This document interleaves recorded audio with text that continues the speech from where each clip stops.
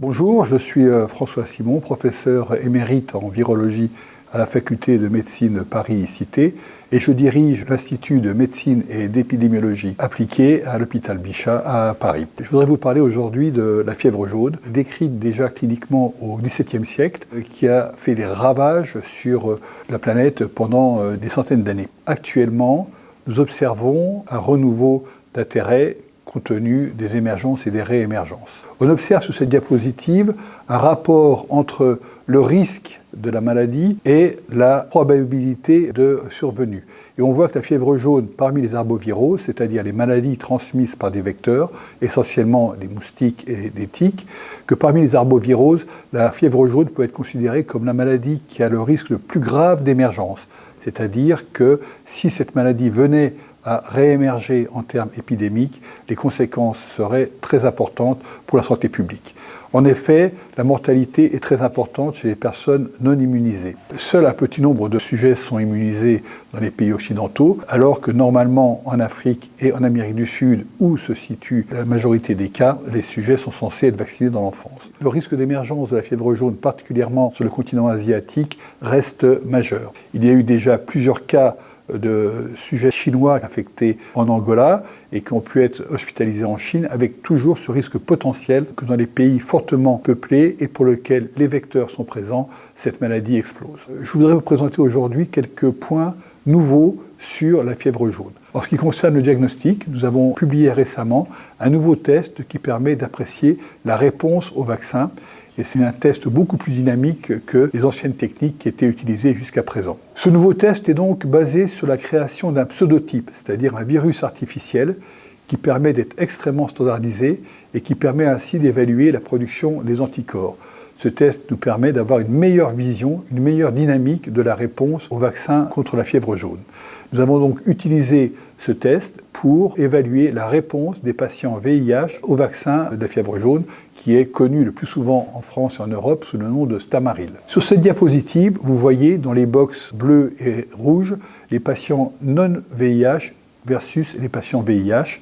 Et on voit qu'en utilisant le test de dépistage, il y a peu de différence entre les patients, qu'ils soient infectés ou non par le VIH, mais on observe quand même, au fil des mois, une décroissance nette de la réponse au vaccin. Lorsqu'on prend le nouveau test que nous avons mis au point, on voit très nettement une différence de réponse dès les premiers mois suivant la vaccination entre les patients infectés par le VIH et ceux qui ne le sont pas. Cela nous permet de conseiller et de recommander de revacciner les patients VIH au bout de 10 ans après la première vaccination.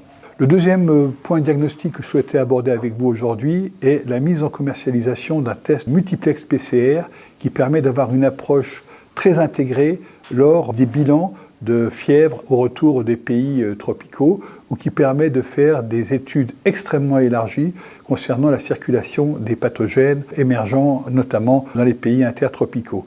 Nous pouvons en 1 heure caractériser les 19 pathogènes les plus importants, y compris donc celui de la fièvre jaune, qui permet de différencier entre la dengue, le paludisme, la leptospirose, la fièvre jaune. Ce sont des avancées très importantes pour la recherche. Le troisième élément dont je voulais vous parler, c'est la description très récemment de caractéristiques cliniques tout à fait nouvelles. Observées lors de l'épidémie 2017-2018 survenue au Brésil, la clinique de la fièvre jaune est extrêmement bien caractérisée et très connue de tous les infectiologues. Cependant, nous avons observé un rebond après la guérison de fièvre et surtout de cytolyse hépatique considérable chez certains de ces patients, alors que tous les tests que nous avons réalisés concernant la recherche du virus de la fièvre jaune sont restés négatifs.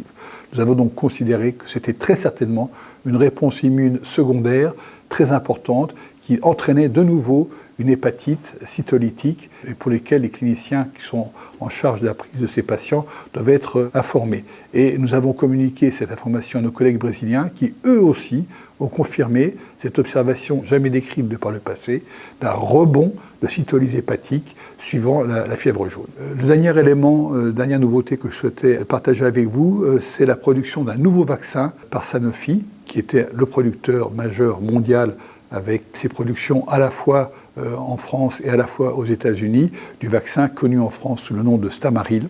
Donc à la fois pour répondre à la sécurité vaccinale et également répondre à la capacité de produire du vaccin, Sanofi a donc préféré s'orienter vers un nouveau vaccin. En effet, actuellement, lors des grandes épidémies, nous sommes incapables de produire et de distribuer toutes les doses nécessaires. Aussi, en Afrique ou en Amérique du Sud, il a fallu diluer les ampoules de vaccins. Il était donc très important de trouver une nouvelle solution de production et un vaccin plus sûr. C'est ce que fait Sanofi actuellement avec un vaccin de production cellulaire. Il s'agit donc d'un clone qui a été isolé, qui a été transfecté au niveau cellulaire des cellules dites cellules véro, très utilisées en virologie pour leur incapacité à produire de l'interféron, donc à être extrêmement productive de virus. Cette production cellulaire permet de bien standardiser le vaccin, permet d'en augmenter la production et permet bien évidemment d'en augmenter la sécurité. Pour l'heure, les grandes études de phase 3 sont en cours sous la direction de Sanofi et on espère pouvoir remplacer vers les années 2028 le vaccin Stamaril par ce nouveau vaccin. Voilà, je vous remercie pour votre attention.